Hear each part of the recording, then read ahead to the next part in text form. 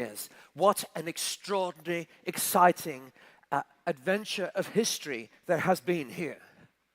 I know that in 200 years' time, students of development, of technology, of innovation, and of government will be talking about the UAE history of this season because it is such an extraordinary example.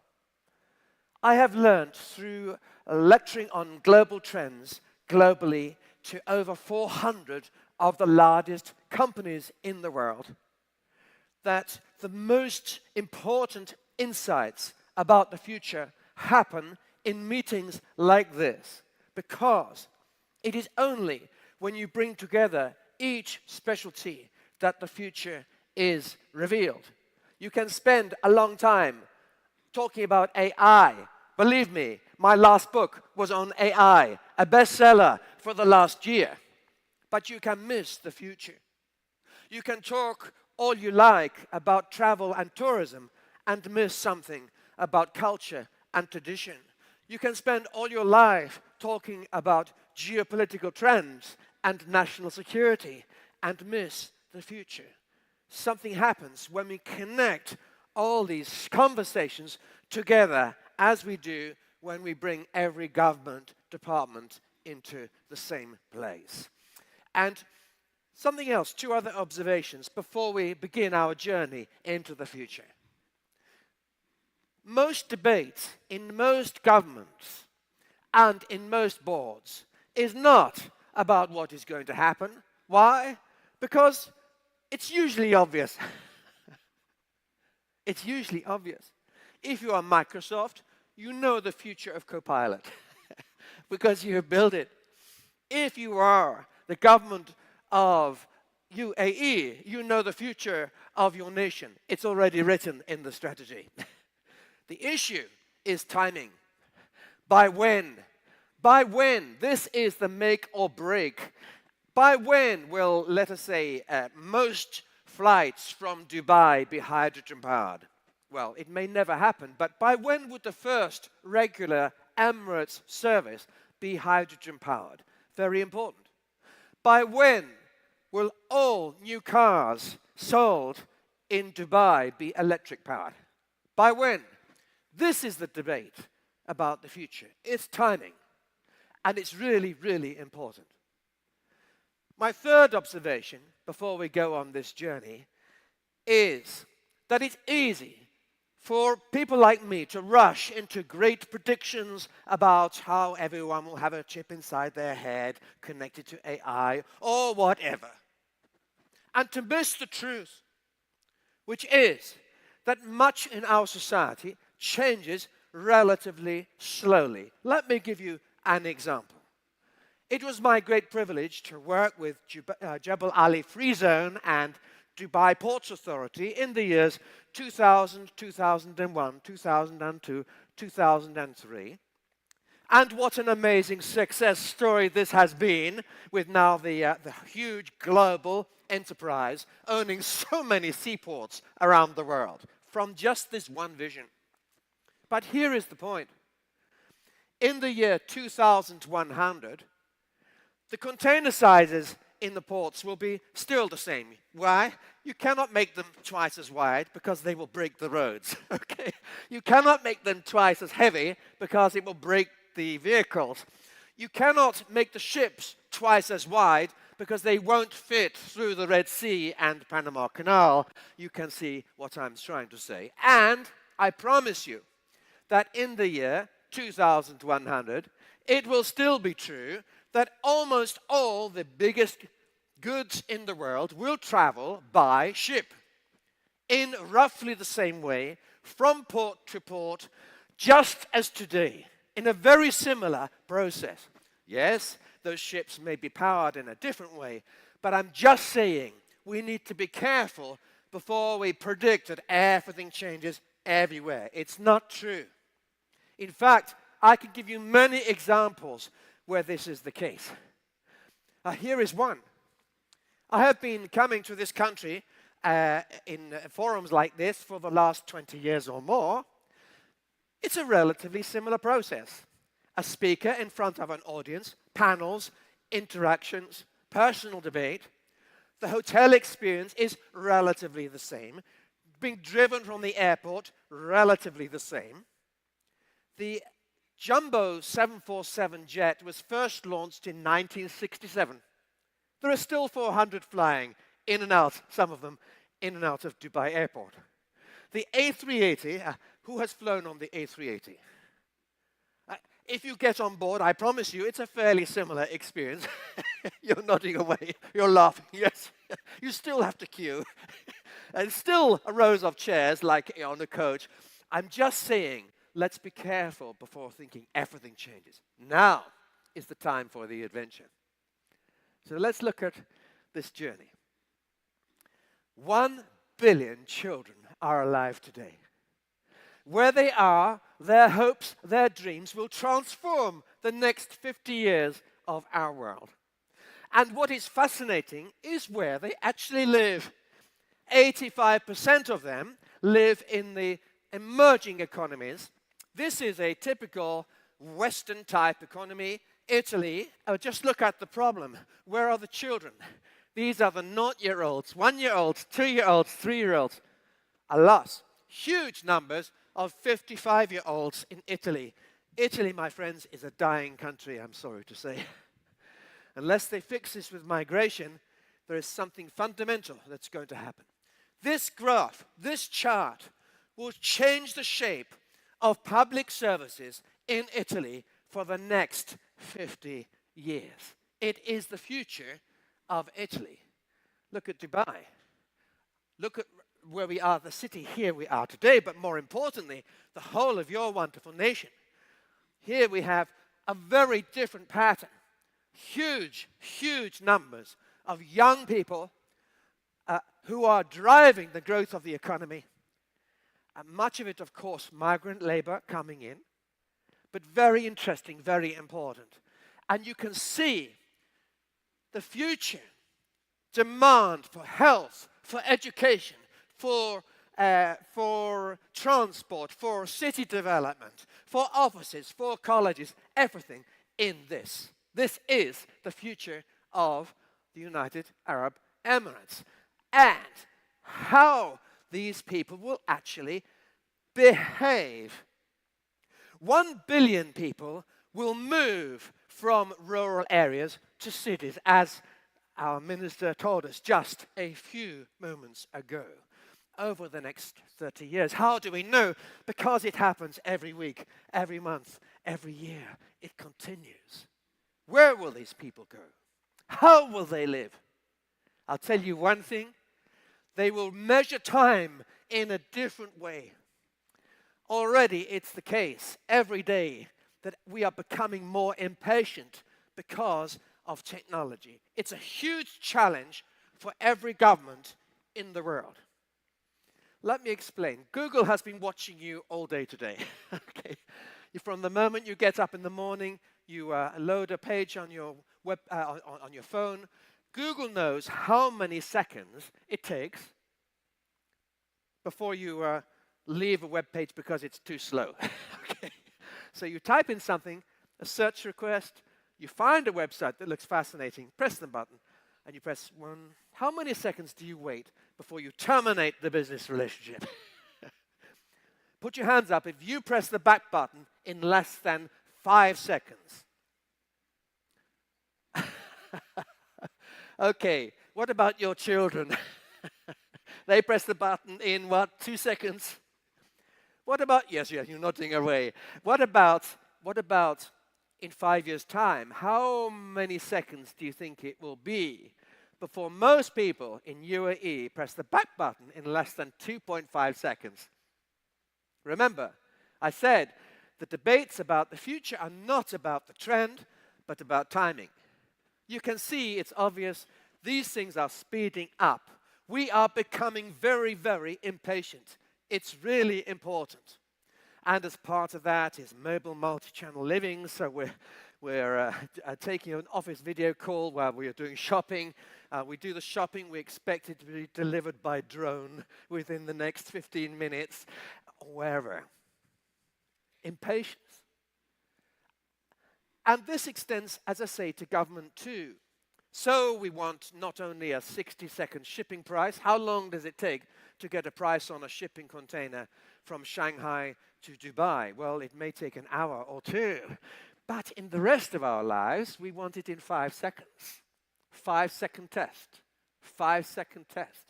So actually, trying to find out whether I can bring my mother, maybe to live in Dubai for 3 years, I need a 5-second answer. This is a challenge for us. I can tell you that UAE is light years ahead of the rest of the world when it comes to digital government. Your systems and processes are incredible, inspiring, but they are also going to come under pressure as we become increasingly impatient. This impatience is causing a generational tension. I'll give you an example. Generation Z don't like to use the phone. Why? It's too slow. You have to make conversation. You have to wait for the other person to say something. You have to find them when they are willing to take the call.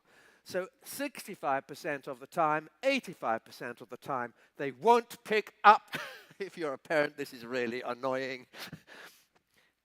But they want to communicate in a different way. Generation Z also want to work for themselves. Some of them, if they want to work at all, it seems they just want to get educated and more educated.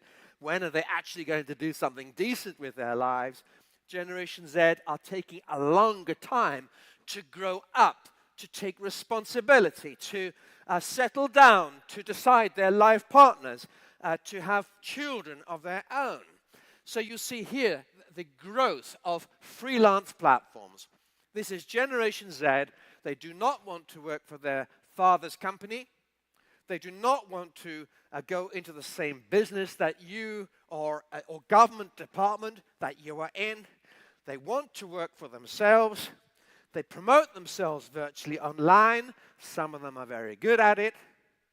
They are expecting to be continuously re-educated along the journey of life. They are expecting to have 5, 10, or 15 different careers between now and 2070, 2080. They are looking to continuously re-engineer themselves. This is a huge market. EdTech, corporate e-learning, online modules, all of that. This is a 600 billion a year market by 2030. A lot of it is face-to-face. We're talking about executive education programs in business schools. UAE has superbly supplied this kind of facility for years. Expect much more. But there is a problem for Generation Z. Here it is. We know the truth. If I live in London and I want to do a deal in this city, I better get on a plane.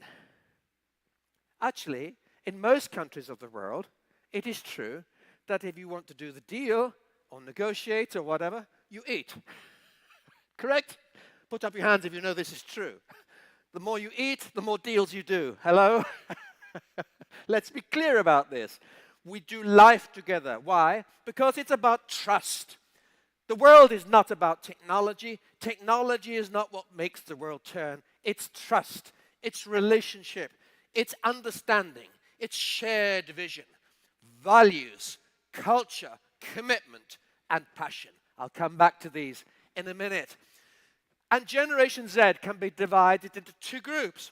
Those who decide they're going to work for themselves, portfolio workers, do it all at home, float around, and those that do the deals.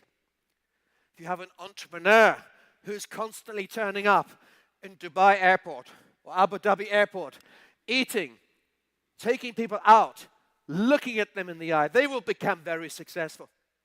I'll tell you this, they get promoted more rapidly in global organizations. They become the team leaders more quickly. They know their teams. They invest in the relationships. We learned during COVID that virtual is great when we cannot meet. I am so grateful for the technology, but nothing beats being able to breathe the same air. What a joy it was to be unlocked, unleashed, to be able to trust and see and touch and feel.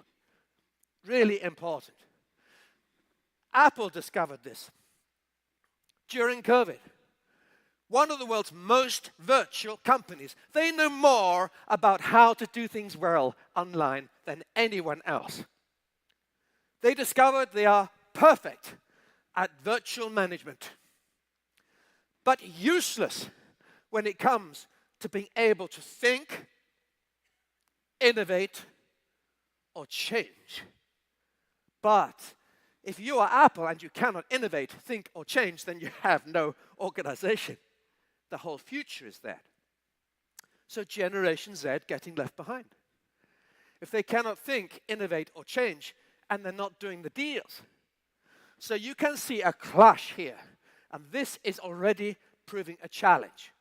And that is why already it's the case that only 2.5% in the US are purely working at home. It's why so many have come back into offices. During COVID, many futurists made stupid comments. They said, the world of office working is over. You remember this.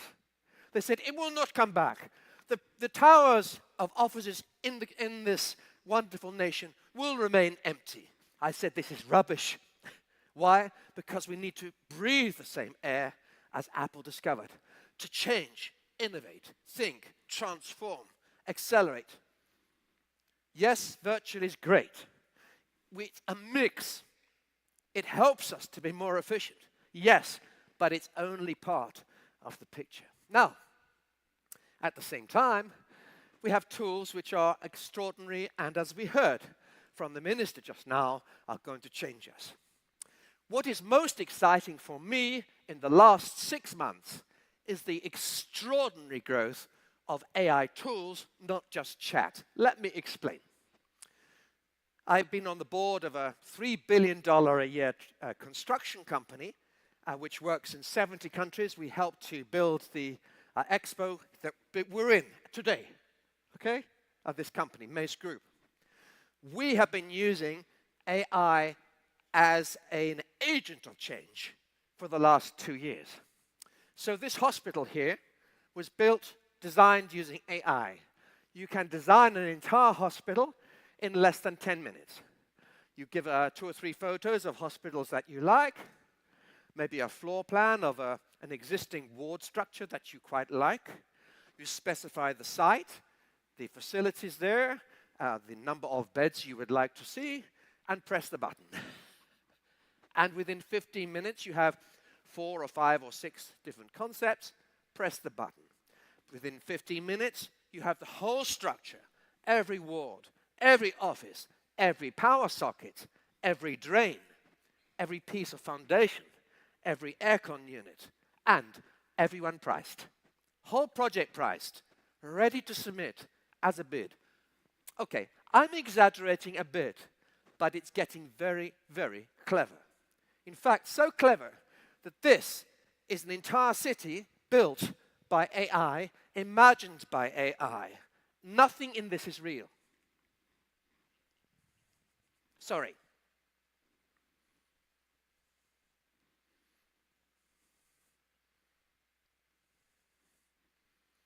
I think it's quite impressive. It's not perfect, but this was not possible 24 months ago. Just tell me, how good do you think this will be in another 5 years? Incredible. Will it replace human genius? No. No, it won't. The difference between AI is AI will reproduce the best of the best, but if you want passion in your community, if you want a sense of relationship, if you want a community to be an inspiring place, this requires human genius as well. So, very exciting. So cities have a great future. They will continue to grow. Smart cities, $2 trillion a year by 2030 as a market. Cities equipped with microgrids, autonomous vehicles using 100,000 car batteries as part of the national electricity storage system. I could go on, and you have already heard about cities. I'm not going to say more, except one thing.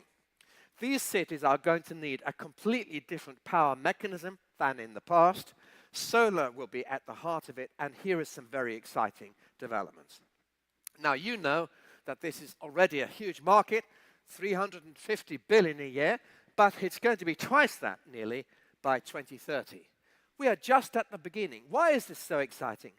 Because it's just AI all over again. It's just chips, silicon. That's all it is. So everything we understand about the computer revolution since the 1980s is true of this. And this comes with technology built in. But here is the other really exciting thing about this whole area. Most people don't realize that there's been a silent change in the background. In the past, if we put solar panels in the desert, 50 kilometers from here, that would be beautiful to supply Dubai Airport. But that's about it. Because for every kilometer of power cable, we lose electrical power. You know this. But now we have the technology to move power in a completely new way. Instead of using AC, these lights are all powered through AC. As the generator turns, driven usually by steam in the old-fashioned way, it pushes the electricity one way and then the other way. One way, then the other way, 50 times a second, 230 volts. It's very efficient, fantastic to transform from 230 volts to 20,000 volts or down to 12 volts. But, big problem, AC radiates electrical power all the time. This room is full of electromagnetic waste. And that is why we cannot send power through these long pylons for very far. Along comes the new technology, DC, high voltage DC grids. This takes technology, converts the AC from the old-fashioned steam generators, or it doesn't need it from solar. Solar is already DC. It goes directly from plus to minus, like your car battery. The wonderful thing is, no radiation, no wireless fog, no zzz in the background if you plug or in a microphone cable or something like that. No loss. We can send power 5,000 kilometers from UAE to anywhere in the world with almost zero loss. That's today. You tell me the future. You tell me 20 years' time. What this means is we already have the technology to supply the entire United States of America from 200 kilometers of Arizona desert by maybe 80 kilometers.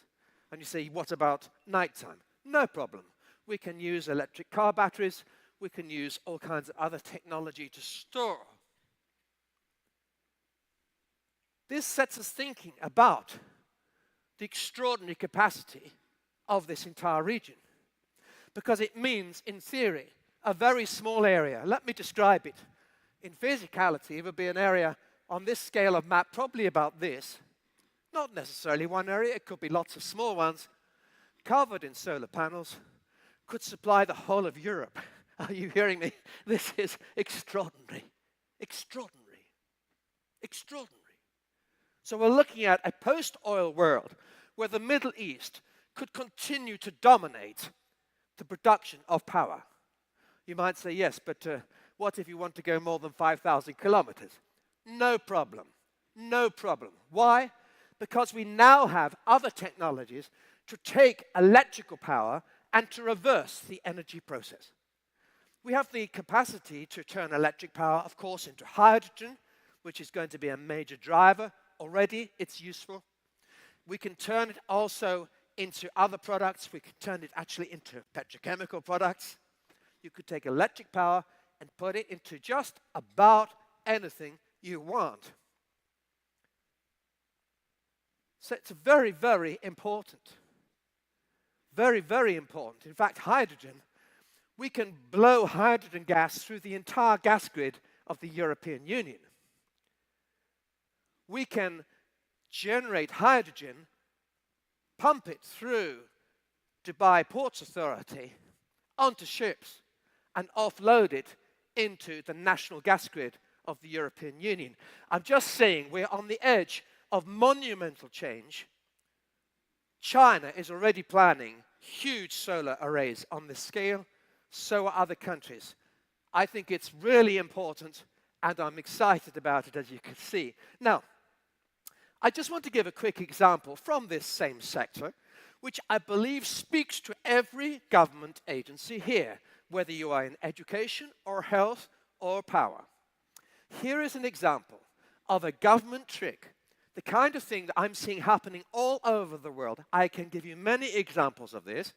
A government trick, a change of policy, which you can write on a single sheet of paper, which a minister could sign into law in less than 5 minutes, which could transform an entire sector at zero cost in a way that's popular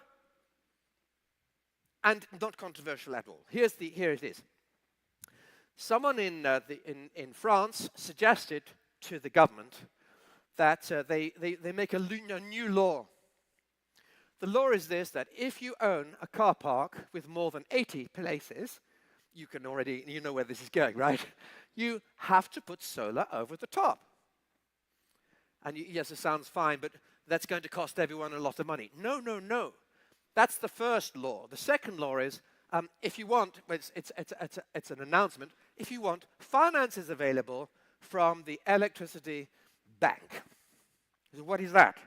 It's a consortium of banks, and the deal is this. So Patrick Dixon, you own a car park? Yes. I need enough money to put 1,000 solar panels on 1,000 car park spaces. I don't have capital. No problem. Just sign the contract. Here is the contract. What does it say? It says, we, the company, will install all the solar power for you. We will pay for all the solar panels. And we give it all to you in 8 years' time. You sign to us all the electricity that you generate for 8 years. Here's the deal. It only costs us 7 years of electricity to put the system in. The 8th year is for us. This is our profit. Thank you very much. And I say, what happens in the 9th year? Patrick, it's yours. And the 10th year? Patrick, these panels will last 30 years. You will have 22 years free gift from us. So now we have a government policy that costs the owner of the car park zero, that actually makes money for them in the future, that transforms the electricity supply all over the country.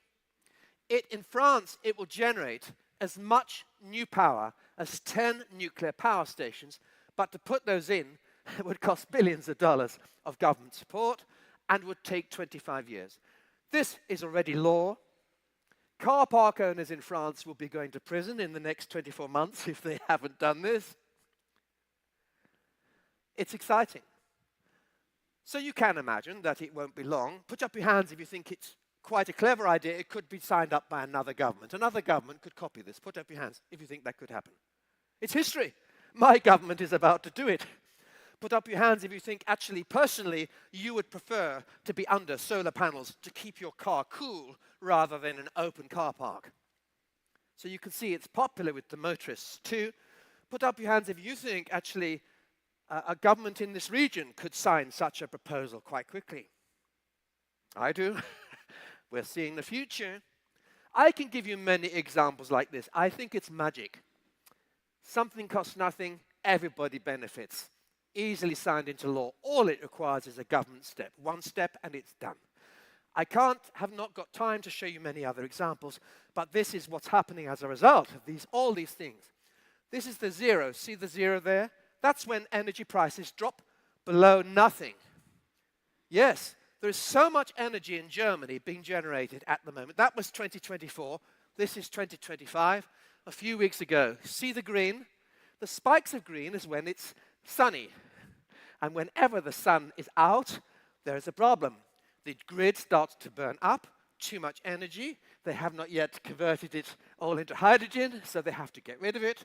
So they start phoning up factory owners, and they say, excuse me, national emergency. Please turn on all your heating and all your air conditioning immediately.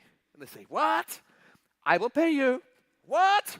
I will pay you 5 times the normal rate if you can take my power away from me. This is just the beginning, my friends.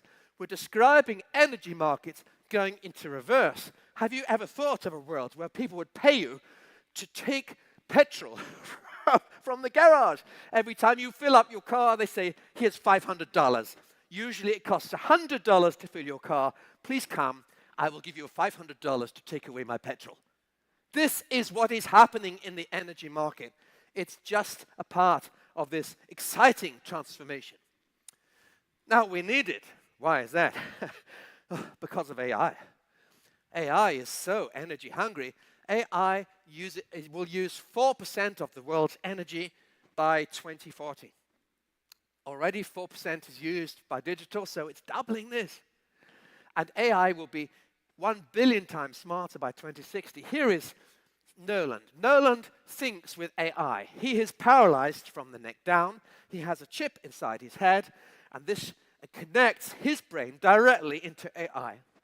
Before he had this, he could only control his environment by going on a straw. That's to spell the letter A. That spells the letter B. Within 1 hour of having this inside his head, he was able to play computer games like Grand Prix or things like this just by thinking. He can move the cursor, he can click, he can make the computer work. Within 1 hour, AI was learning how he was thinking. And he was beating every person in the lab in driving these computer games. Huge change. This was designed by Elon Musk's company Neuralink, and they are now planning high volume. They are going to insert hundreds of these things every month in the future. It will be totally automated. Every operation completely controlled by robot. Okay, now he needs it because he is paralyzed.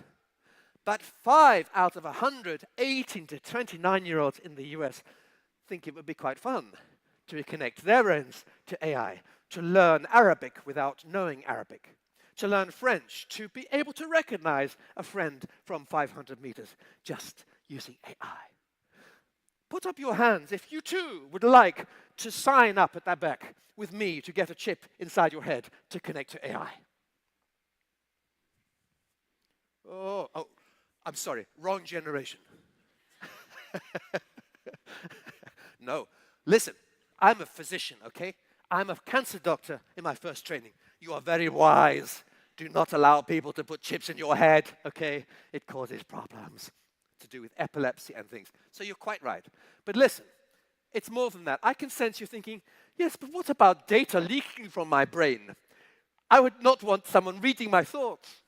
Correct? I can see you nodding your yes, yes, yes, okay. So, what we learn is very important.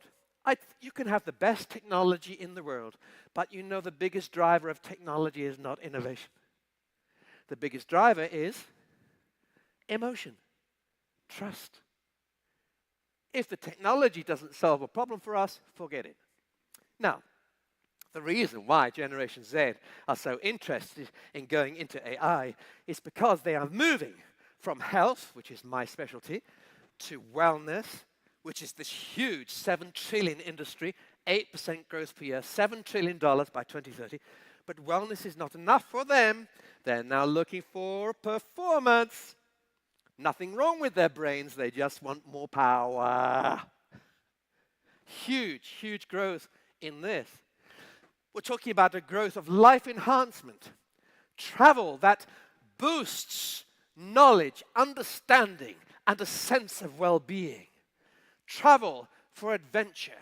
Travel inspired by social media, but designed by AI concierge. Adventures connected with changes in life. This wellness tourism alone is a $2 billion a year opportunity by 2030. It will transform every aspect of travel and tourism and leisure in UAE. I'm part of this trend, okay? I confess. My wife and I, we bought a boat as part of this adventurism. We've just sailed right around the whole world. Yes, I mean that. Through from Europe, Caribbean, through the Panama Canal, across the Pacific. Yes, a few storms. And then up through the Red Sea. Oh, that was exciting. And then into the Mediterranean again. We just got back. We've done it over 5, 6, 7 years. We have I have 200 megabits web on board, so I can work virtually. I have written 3 books on the boat.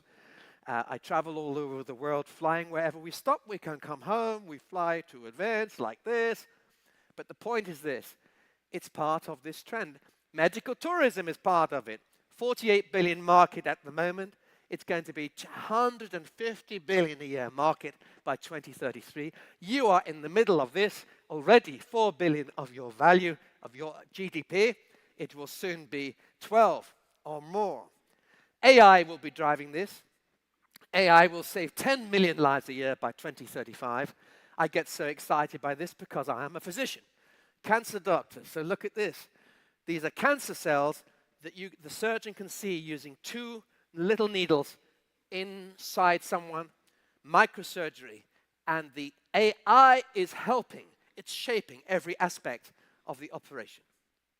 Last year, I am afraid to say that my medical colleagues killed 400,000 people by accident. We gave them the wrong combination of medicines. AI is already starting to deal with this problem by saying, no, no, no, we will not allow you to prescribe this. Stop. Okay? Really important. Most of you are wearing devices which collect medical data. AI is already taking, I see you're nodding away, AI is already interpreting your life, sir. AI will soon be in a position not only to save your life, but also to save the lives of your colleagues in the military. Being able to diagnose, prescribe help, incredible stuff. I am so excited by this whole area.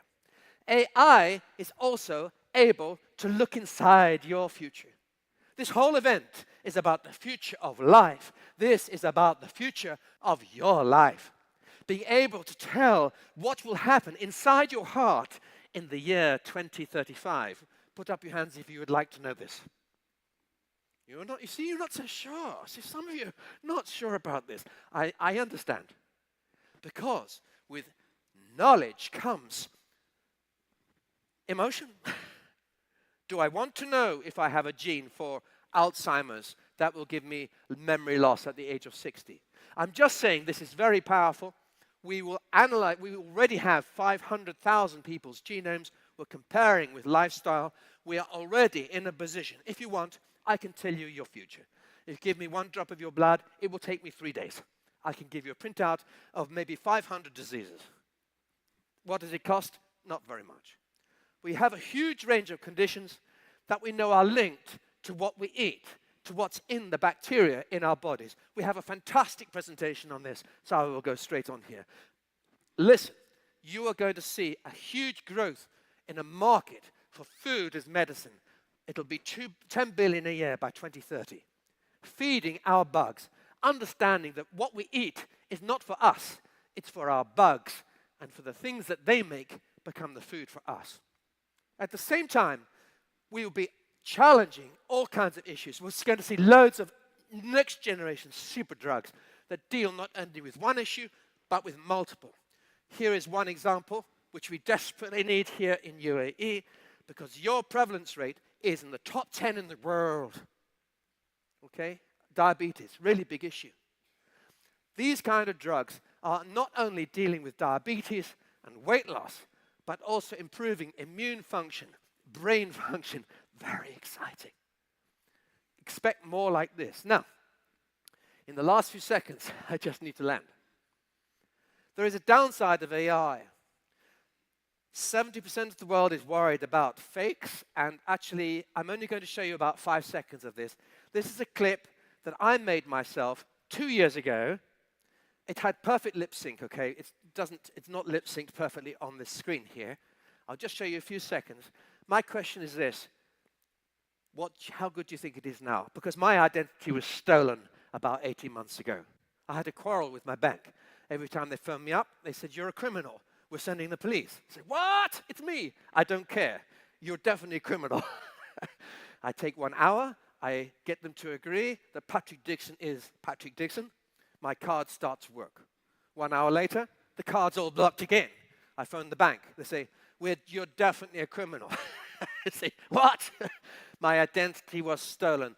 And AI was being used to do that. Let me just show you this. Hello, my name is Dixon, and I've worked with over 400 of the world's largest companies, helping them to see their future more clearly. And I'm writing a new book right now on artificial intelligence, how it'll help us, but also about risks to our future existence. I just want you to notice, that was 2 years ago. It took 5 minutes to make, to train the engine. I then just had to type in text. It is now so good that I can do this on a live call. So someone can copy my videos online, there are hundreds of them, you can watch them, train AI, and then have a live conversation with my bank, and it looks like me, but actually it's them. Put up your hands if that worries you. It should, my friends, because actually it's government that's really being targeted. So if cybercrime were a nation, it would be the third largest economy globally already. 1 in 5 of companies in my country have been badly hit. Every agency here is being attacked on a regular basis, almost certainly, whether you know it or whether you don't. It's really, really important. Now, finally, I said at the beginning, we need to see trends in the round. And before we get completely lost in technology and how wonderful it is, just a reminder, AI, it cannot lead. You're a military leader, sir. AI will never replace your genius, your judgment, your expertise, and your courage. AI cannot support those of you who are involved in healthcare, as I am. I am passionate about support. If someone is depressed and thinking about killing themselves, AI will never help them. AI for support cannot happen. AI will never inspire your teams. AI won't help you recruit the right people. Why? Because AI does not understand purpose. Purpose is the greatest driver that there is. It is the foundation stone of this wonderful nation. Everything that I see about this nation talks to me of purpose, of meaning, of vision.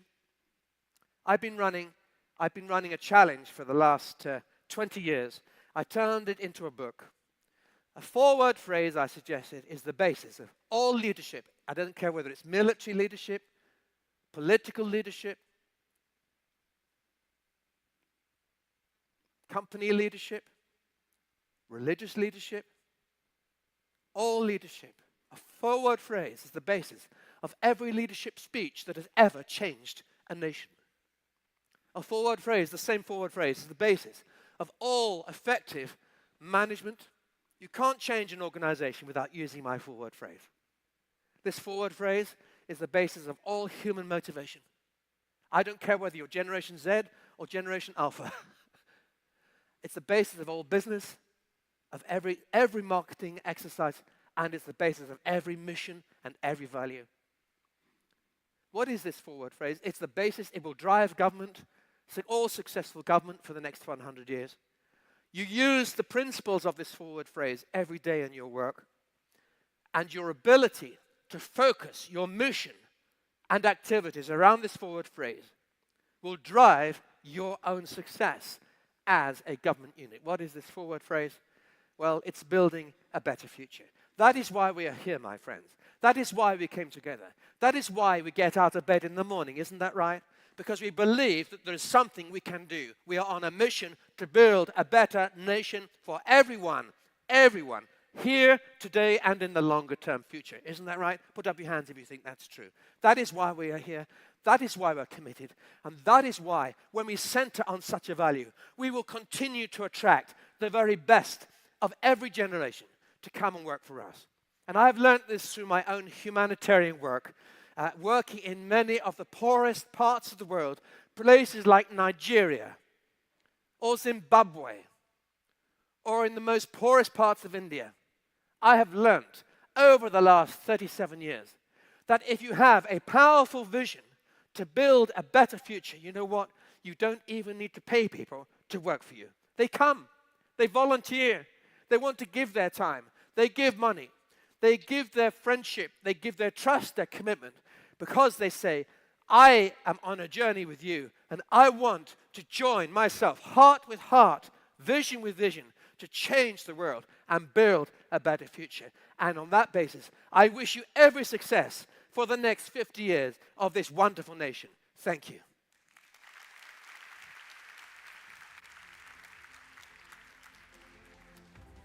الإخوة والأخوات الكرام، نؤمن أن تصميم مستقبل الحياة يبدأ من أفكاركم وتطلعاتكم. ندعوكم لمشاركة آرائكم حول هذا السؤال